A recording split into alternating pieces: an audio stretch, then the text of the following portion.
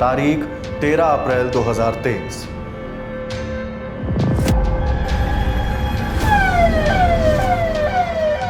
अतीक और अशरफ कोर्ट के सामने मौजूद थे। पुलिस, वकीलों और मीडिया का मजमा लगा था। तभी टेलीविजन सेट्स पर न्यूज चैनलों की आवाज अचानक तेज हो गई।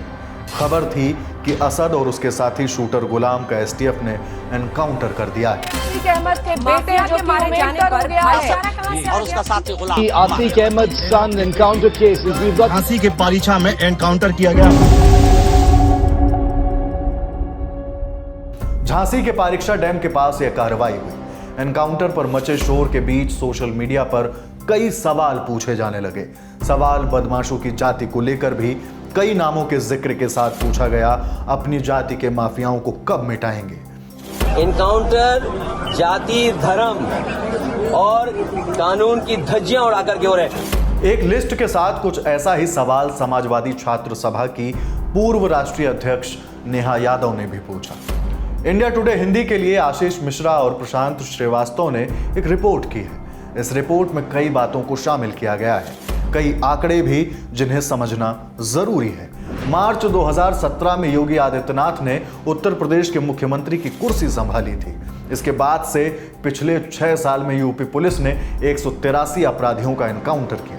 एनकाउंटर में ढेर लोगों में 59 यानी 32% मुसलमान थे, जो आंकड़ा इस धारणा के उलट है कि खासकर इस समुदाय के सदस्यों को निशाना बनाया जाता है। ADG law and order Prashant Kumar के मुताबिक यूपी में एनकाउंटर आमतौर पर पुलिस और अपराधियों के बीच मुठभेड़ के दौरान होते हैं। वे कहते हैं कुछ अपराधी आसानी से समर्पण कर देते हैं, लेकिन कुछ फायरिंग या हमला करते हैं। पुलिस भी अपने बचाव में जवाबी फायरिंग करती है।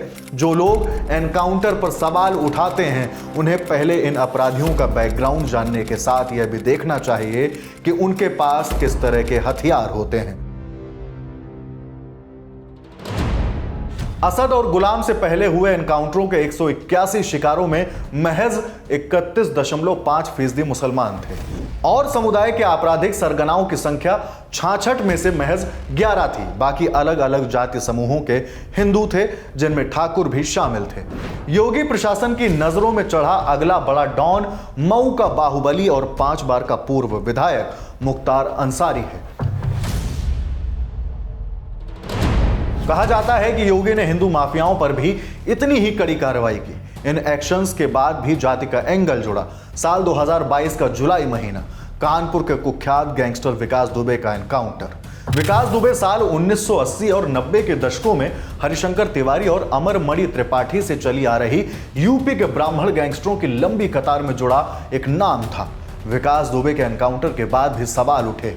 योगी सरकार के आलोचकों का सवाल यह था कि जब डॉन की फहरिस्त में ठाकुर नाम शामिल होते हैं तो प्रहार उतनी ही तेजी से क्यों नहीं होता है। इसके लिए कुछ मिसालें भी दी जाती हैं। पहली मिसाल के तौर पर पूर्वांचल के दुर्दांत डॉन ब्रजेश सिंह का हवाला दिया जाता है। कभी दाऊद इब्राहिम के शार्प शूटर रहे इस डॉन के खिलाफ मकोका का एक मामला दर्ज है और वह मुख्तार अंसारी का जानी दुश्मन है। साल 2001 के जिस उसरी चट्टी हत्याकांड में मुख्तार अब कानून के कटघरे में है, उसमें ब्रजेश सिंह के गिरोह ने ही मुख्तार के काफिले पर हमला किया था। इस हमले में जो शख्स मारा गया था, जिसके पिता ने अब हत्या का मामला दर्ज करवाया है, वह उसके शूटरों में से एक था। वहीं राजनीति में दखल की बात की जाए तो वाराणसी की एक एमएलसी सीट पर 25 साल से ब्रजेश के परिवार का एकाधिकार कायम है। योगी आदित्यनाथ के आलोचकों का कहना है कि ब्रजेश सिंह अकेला नहीं है। पूर्व सांसद और माफिया धनंजय सिंह, जो जौनपुर को अपना गढ़ मानता है और 2021 की एक जघन्य हत्या के बाद इंसाफ के कटघरे से चालाकी से बच निकला। फेहरिस्त में कई और नाम भी शामिल हैं। पश्चिम में मेरठ का फैशन परस्त बदन सिंह बद्दो फरार रहते हुए इंस्टाग्राम पर पुलिस के एक पूर्व शीर्ष अफसर का मजाक उड़ाया तो प्रशासनिक अमले ने उसकी अवैध फैक्ट्री गिरा दी।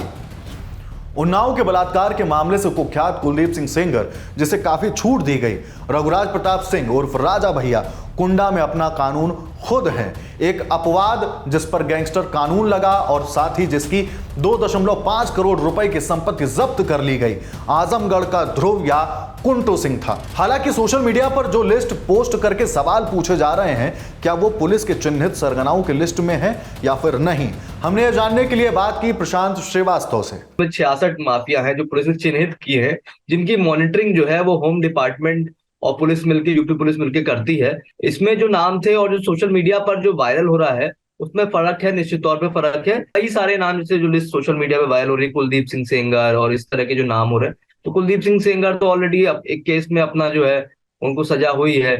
और उसके अलावा और भी उस लिस्ट में नाम है, राजा भैया का नाम था, धनंजय सिंह का नाम था, वो इस लिस्ट में नाम नहीं है। ठाकुर भी हैं, ऐसा इस बात को कहना कि उसमें कोई इसी ठाकुर पर कोई कार्रवाई नहीं हुई है। सवाल मैंने पुलिस के कई अधिकारियों से पूछा भी कि, तो उनका कहना था कि हमने पास्ट रिकॉर्ड्स को ध्यान में रखते हुए और जिस तरीके से पिछले दिनों इन सब की गतिविधियां रही हैं उसको ध्यान में रखते हुए लिस्ट तैयार करी है। तो हाँ, जरूर ये कहना कि जो विपक्ष का आरोप है तो ये पूरी तरीके से नकारा नहीं जा सकता। अब पश्चिमी यूपी के साथ साथ पूर्वांचल के कुछ बड़े माफियाओं के नाम और कारनामे भी देखिए। सुशील मूंछ, इसका आपराधिक क्षेत्र मूल रूप से मेरठ और मुजफ्फरनगर है। यह लंगड़ा और प्रधान जी जैसे नाम से भी चर्चित है। गिरोह का नाम IAS 99 है। केबल ऑपरेटर के धंधे के साथ शुरुआत करके मूंछ भाड़े के हत्यारों का एक संगठित रैकेट चला रहा था। हत्या, डकैती और जबरन वसूली के आरोप में उसके खिलाफ मेरठ और मुजफ्फरनगर जिले में 49 मामले दर्ज हैं। इनमें हत्या के 10 से ज्यादा मामले शामिल हैं। 2012 में उसे हत्या के आरोप में पहली बार जब गिरफ्तार किया गया था तब वह एक कम उम्र लड़की के साथ फिल्म देखने जा रहा था। उसे 2017 में जमानत पर रिहा कर दिया गया था और 2019 तक पुलिस की पकड़ से बाहर था। लेकिन उसने मुजफ्फरनगर अदालत के सामने आत्मसमर्पण कर दिया क्योंकि उसे डर था कि वह मुठभेड़ में मारा जाएगा। सुशील मूंछ फिलहाल अंबेडकर नगर जेल में बंद है। ऊधम सिंह, आपराधिक क्षेत्र मेरठ है। मेरठ के करनावल गांव के रहने वाले ऊधम सिंह के गुर्गे मनोज राणा की मूंछ ने कथित तौर पर 2016 में बिजनौर के सिविल लाइंस इलाके में हत्या कर दी और तब से ऊधम उससे हिसाब चुकता करने के लिए मौके की तलाश में था। जब ऊधम सिंह ने 2018 में खुलेआम यह ऐलान किया कि वह मूंछ की हत्या कर देगा, तब उसके खिलाफ IPC की धारा 506 यानी आपराधिक धमकी के तहत बिजनौर पुलिस स्टेशन में मामला दर्ज किया गया।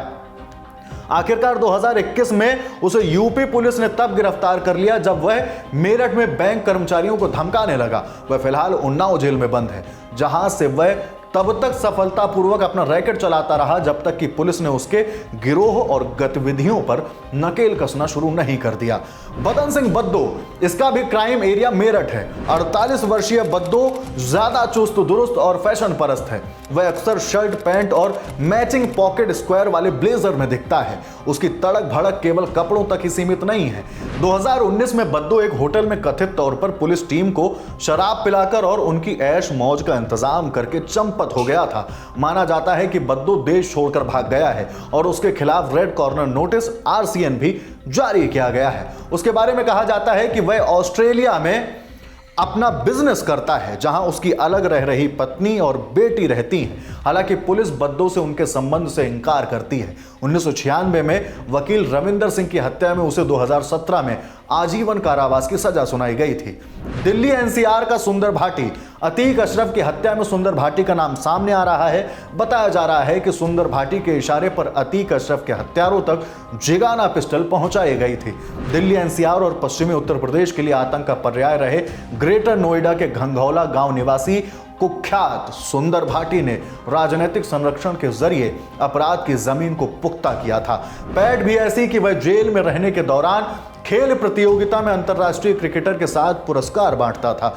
हत्या, जमीन पर अवैध कब्जे, रंगदारी, आपराधिक साजिश समेत सुंदर भाटी पर कुल 62 मुकदमे दर्ज हैं। गौतम बुद्ध नगर जिला न्यायालय ने हरेंद्र प्रधान हत्याकांड में आजीवन कारावास की सजा सुनाई थी। उसके बाद से सुंदर सोनभद्र की जिला जेल में बंद है। मेरठ में आपराधिक वारदातों को अंजाम देने वाला योगेश भदौड़ा पश्चिमी यूपी के D75 गैंग का संचालन करता था। 1995 में योगेश के थाना रोहटा स्थित गांव में पड़ोसी वीरेंद्र से योगेश भदौड़ा का नाली को लेकर विवाद हो गया। इसमें योगेश भदौड़ा की मां की हत्या कर दी गई। कुछ दिन बाद योगेश के भाई दुष्यंत की भी हत्या हो गई। इसका बदला लेने के लिए योगेश ने वीरेंद्र के भाई और पिता की हत्या कर दी। इसके बाद से योगेश का आतंक बढ़ता गया। वह 15 साल तक अपने गांव का लगातार प्रधान रहा। योगेश के गैंग ने पश्चिमी यूपी के साथ दिल्ली और हरियाणा में भी आपराधिक वारदातों को अंजाम दिया। हत्या, हत्या का प्रयास, फिरौती, अपहरण जैसे 2 दर्जन से अधिक मामलों में वांछित योगेश को 2013 में दिल्ली पुलिस ने गिरफ्तार कर लिया था।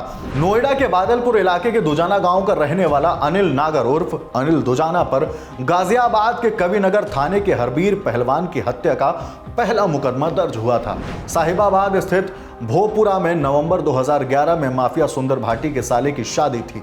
उस मौके पर अनिल दुजाना ने अपने साथियों की मदद से AK-47 से ताबड़तोड़ फायरिंग की, जिसमें 3 लोग मारे गए, लेकिन सुंदर भाटी बच निकला। अनिल दुजाना तिहरे हत्याकांड में जनवरी 2012 में पकड़ा गया।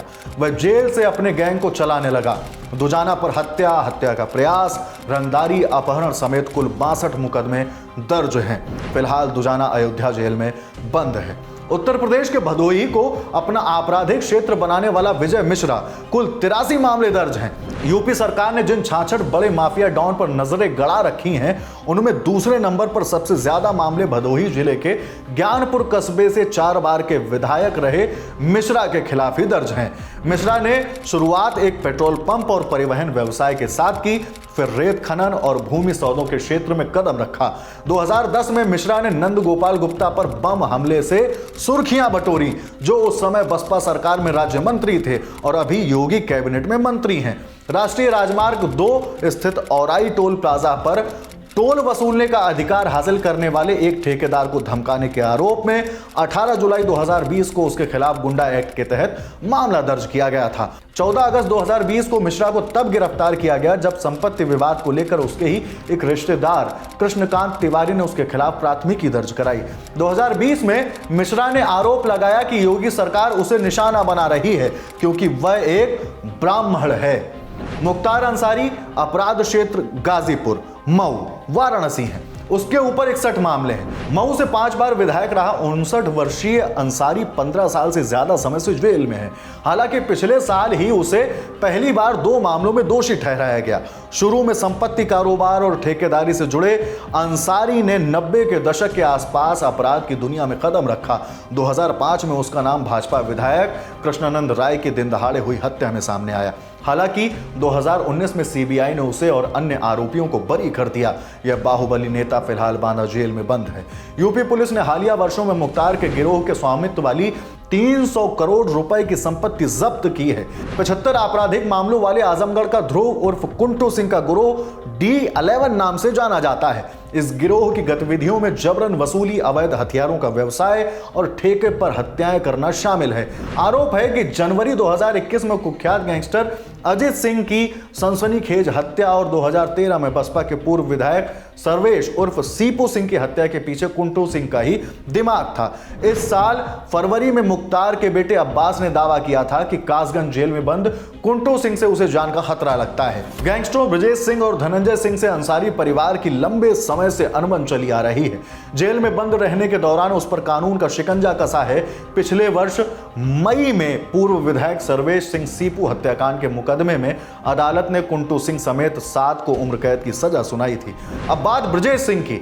बनारस के धरहरा गांव का रहने वाला ब्रजेश सिंह वर्ष 1984 में हुई अपने पिता की हत्या का बदला लेने के लिए अपराध की दुनिया में आ गया। 3 दशक लंबे आपराधिक जीवन में ब्रजेश कुमार सिंह पर MCOCA, Maharashtra control of organised crime act, TADA, terrorist and disruptive activities act और गैंगस्टर एक्ट के तहत हत्या, अपहरण, हत्या का प्रयास, हत्या की साजिश रचने को लेकर दंगा बवाल भड़काने, सरकारी कर्मचारी को इरादतन चोट पहुंचाने, झूठे सरकारी कागजात बनवाने, जबरन वसूली करने और धोखाधड़ी से जमीन हड़पने तक के मुकदमे लग चुके हैं। एमएलसी चुनाव के दौरान दिए शपथ पत्र के अनुसार ब्रजेश कुमार सिंह पर केवल 11 मुकदमे ही दर्ज हैं। ब्रजेश सिंह पर उत्तर प्रदेश पुलिस ने 5 लाख रुपए का इनाम घोषित किया था। 2008 में दिल्ली पुलिस के स्पेशल सेल ने भुवनेश्वर से उसको गिरफ्तार किया था। इसके बाद एक अन्य मामले में भी ब्रजेश को जेल जाना पड़ा। पिछले वर्ष जमानत पर वह रिहा हो गया। प्रदेश में 66 बड़े अपराधी गिरोह सक्रिय हैं। अब उन पर एक साथ नजर डाल लेते हैं। उधम सिंह, इस पर 70 मामले दर्ज हैं। योगेश भदौड़ा पर 60 मामले, बदन सिंह बद्दू पर 43 मामले, हाजी याकूब कुरैशी पर 16 मामले, शरीक पर 18 मामले दर्ज हैं। ये सभी मेरठ में एक्टिव रहे हैं। अब बात गौतम बुद्ध नगर की। सुंदर भाटी पर 43 मामले हैं। सिंह राज भाटी पर 22 मामले हैं। 25 मामलों के साथ अमित कसाना भी इस लिस्ट में शामिल है। अनिल भाटी पर 18 मामले दर्ज हैं। रणदीप भाटी पर 27 मामले हैं। मनोज उर्फ आसे पर 19 मामले, अनिल दुजाना पर 50 मामले दर्ज हैं। बिजनौर में आदित्य उर्फ रवि पर 42 मामले हैं।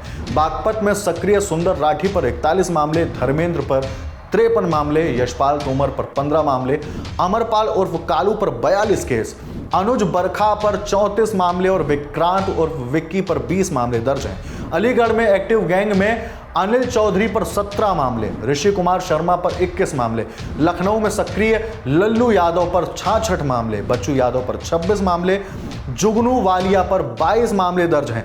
कानपुर में एक्टिव रहे सऊद अख्तर पर 31 मामले दर्ज हैं। सहारनपुर के हाजी इकबाल उर्फ काला पर 36 मामले दर्ज हैं। विनोद शर्मा पर 27 मामले, पीलीभीत के एजाज पर 25 मामले हैं। फतेहपुर के अनुपम दुबे के खिलाफ 58 केस हैं। बाराबंकी के संजय सिंगला पर 32 मामले, अतुल वर्मा 50 मामले, मोहम्मद सहीम उर्फ कासिम के खिलाफ 17 मामले दर्ज हैं।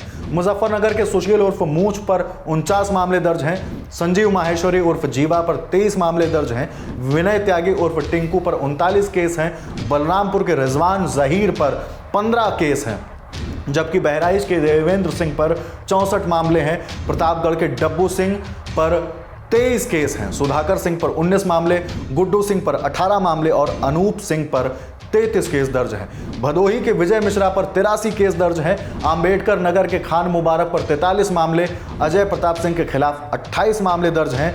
गोरखपुर में सक्रिय गिरोहों में शामिल राकेश यादव पर 46 केस दर्ज हैं। सुधीर कुमार सिंह पर 35 मामले, विनोद कुमार उपाध्याय पर 28 मामले, राजीव तिवारी पर 14 मामले, देवरिया के संजीव द्विवेदी पर 12 केस, वाराणसी में सक्रिय रहे अभिषेक सिंह हनी उर्फ जिहार पर 34 केस, ब्रजेश कुमार सिंह पर 41 मामले, सुभाष सिंह ठाकुर पर 10 मामले।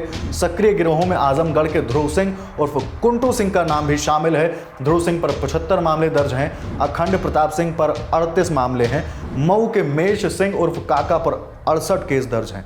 इनमें हत्या, डकैती और जबरन उगाही के मामले हैं। प्रयागराज में सक्रिय गिरोहों की सूची में बच्चा पासी, दिलीप मिश्रा, जावेद उर्फ पप्पू, राजेश यादव, गणेश यादव, कमरुल हसन उर्फ कम्मू, जाबिर हुसैन मुजफ्फर के नाम शामिल हैं। गाजीपुर से मुख्तार अंसारी और त्रिभुवन सिंह उर्फ पवन सिंह का इस लिस्ट में नाम भी शामिल है। मुख्तार अंसारी पर 61 मामले और त्रिभुवन सिंह पर 23 मामले दर्ज हैं।